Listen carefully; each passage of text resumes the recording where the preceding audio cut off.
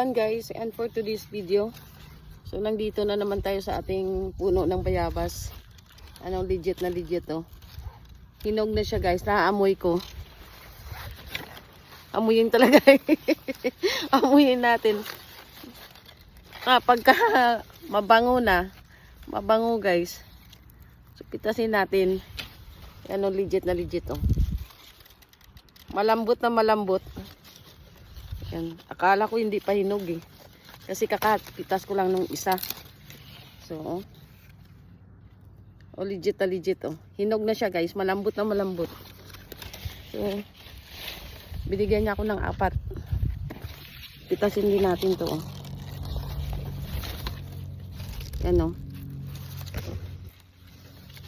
Nahinog na siguro guys kasi nga ayaw na rin ng yung malamig pa na panahon. So, meron tayong 2. Hi! Ganun talaga guys pag mayroon kang tanim. Alam nyo ba wala pa to 1 taon itong ano na to, bayabas na to. So, nagkaroon ng bunga. Thank you so much for watching guys. Ayan, magtanim din kayo para meron kayong ma-harvest. Huwag tatamad-tamad guys. Ayan. Thank you so much. God bless you all.